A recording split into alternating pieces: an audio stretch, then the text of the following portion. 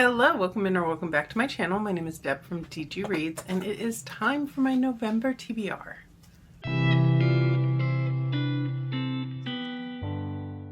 I have had so much fun in October with Hollow Weekend, with TBR Harvest, with all the things. I am going into November with a little bit of an idea to do a little bit of a refresh, take it a little bit easier, but I have been influenced to join a readathon because of course I am. Monica at On Monica's Shelves has influenced me to join the D&D readathon and join her team, Team Rogues. And this readathon is brought to us by Ivy at Ivy the Geek Goddess, and I am looking forward to it. It sounds like a fun adventure. It sounds like it might bring a little bit of chaos to the month. We shall see. But it's not something that I have the ability at this point in time to start prepping for and preparing for. So we're just going to hope that my prompt balls give me some good books that will help out Team Rogues. So with that, I don't have a ton of other plans in mind, so we're going to let the prompts take us where we will. It is also nonfiction November. I am planning to get to some of my nonfiction books this month, and beyond that, we shall see. So let's go ahead and get into it.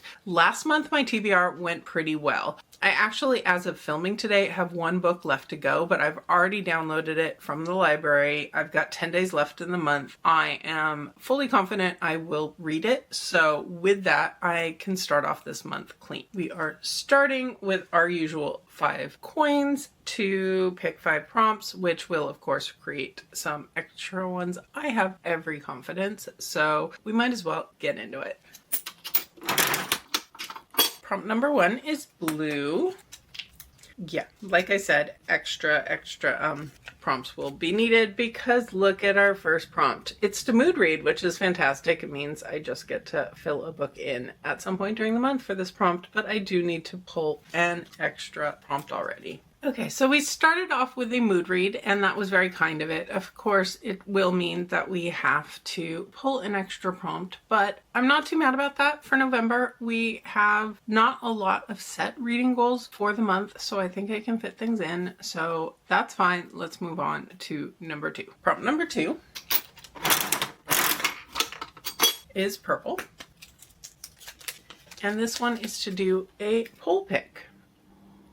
Okay, next up is a poll pick. Those are always fun. I had no real direction in terms of what I was putting on my poll, but I did pick 4 books. I'm going to put up a poll on my Bookstagram. Obviously, that will have come and gone by the time you're seeing this, so I will have the result for you to put up at the end. But the books that I'm putting up are Nowhere by Allison Gunn. This is one I received in a Nightworm subscription. I know there's Spooky Woods. I know there's Dark Secrets. That's really all I know. I have Welcome to Murder Week by Karen Duquesne. This one is about a town that puts on a murder mystery party, basically, it sounds like. It sounds like fun. I have a short story collection I've been hoping to get to, and that is Growing Things by Paul Tremblay. It's a horror collection. That's really all I know going into it. And last but not least, I have Not Quite Dead Yet by Holly Jackson. This is her adult debut. I know someone has a head injury, and they've been given a week to live, essentially, and they want to solve who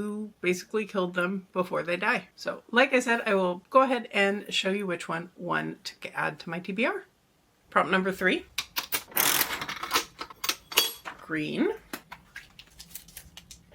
is to read a book box sequel. So a sequel to a book that I received in a book box. For my next prompt, I got a book box sequel, and for that I'm going to put on Heavenly Tyrant by Ziran Zhao. And this one is the sequel to Iron Widow. I have the really pretty Illumicrate edition. I just reread the first book last month, so I'm excited to continue on and pick this one up.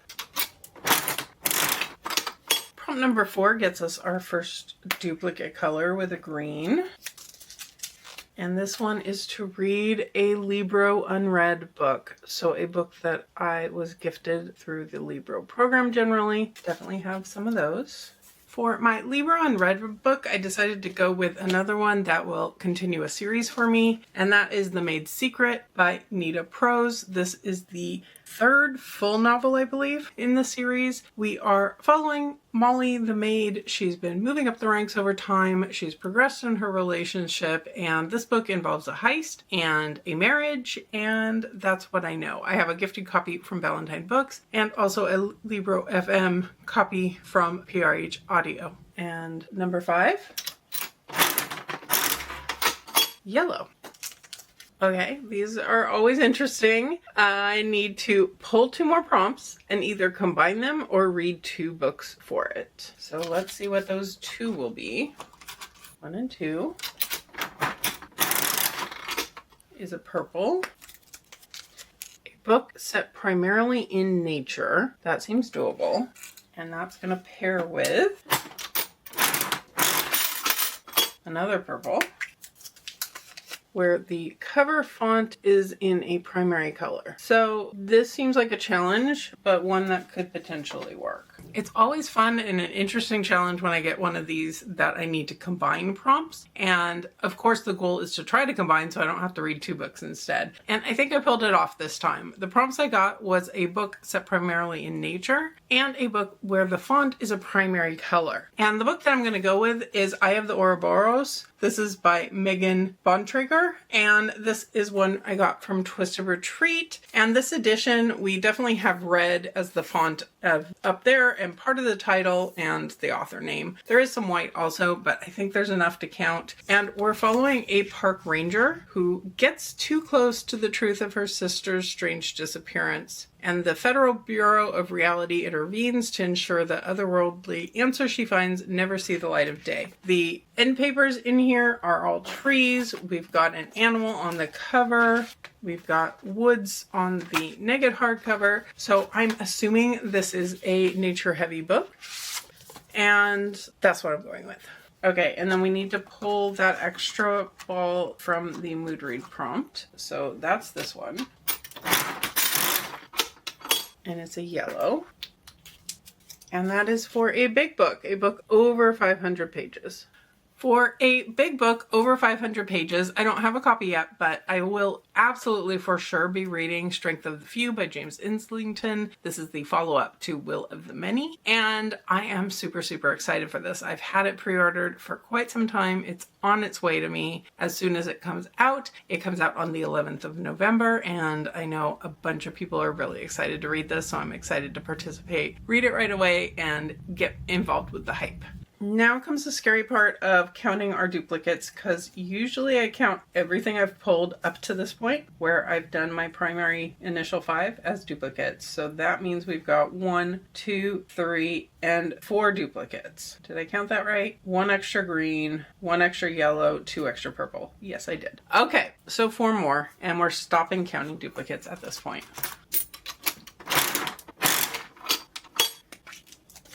Genre romance-ish. For a romance-ish book, I have one that I received in a Once Upon a Book Club box. It is Falling Like Leaves by Misty Wilson. Is this a typical Deb book? No. But the adult pick for this particular month wasn't one that really intrigued me. It was another historical one. And this one is the YA option, which I switched out to because it comped it to Gilmore Girls, and I will admit I am weak, and that's okay. So that's really all I know about this one. We have a girl, her parents are getting divorced. She winds up going to live in this small town. Historically, she's lived in New York, so it's a big adjustment for her. That's really all I know. It's a cute, pretty fall-looking edition, and I definitely wanted to get to it in fall anyway, so I'm glad to get this on. And our second duplicate.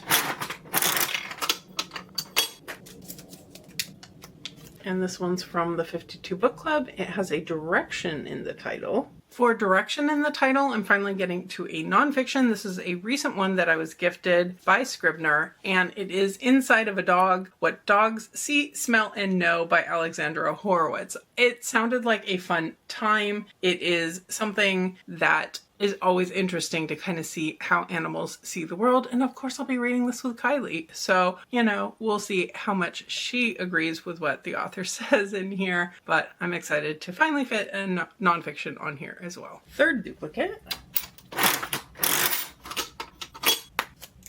And we have a book that is in support of one of my 2025 reading goals. For a 2025 goal, I decided to pick a book that's on my 25 in 25 that I haven't gotten to yet, because there are a couple of those left that I really need to start prioritizing. And the one I picked is The Perfect Lie by Joe Spain. This is a author I've read and enjoyed before, so I picked this one. I think the prompt it was for was a book that would work for a prompt from a different challenge. And this one just says he jumped to his death in front of witnesses. Now his wife is charged with his murder. And I don't know much about this one. I've put it off because I don't think there's an audiobook for it, or at least not one I can get to, but I think it should be a really engaging read. I really liked her writing the last time I read from her. And what should be definitely our last prompt, finally, and it's for the 52 Book Club, and it's an adventure story. And then finally, we get to our final prompt. This one was a ride. And quite appropriately, the final prompt was for a book involving an adventure. And I think this one will work. This is Heartwood by Amity Gage. This is one that I've heard good things about. I picked it up during Indie Bookstore Day because I'd heard good things about it, and then I haven't touched it since. I know there is a search and rescue team, and they're going out to find a hiker who mysteriously disappeared. They're kind of on a race to find her. There's a time clock coming down, and I think this definitely counts as an adventure in my mind. So my prompt ball was not exactly kind to me this month, but it did give me some books I'm really excited for. And of course I do have a couple more. For my classics buddy read over on Bookstagram, we are going to be reading Frenchman's Creek by Daphne du Maurier. This is an author I really enjoy. This is a book I haven't read of hers yet, so I'm super excited for that one. It's a very low-key, easygoing buddy read that we do over there. So if you're ever interested to join, it's just kind of a chat group on Instagram, and at the end of the month we talk about the book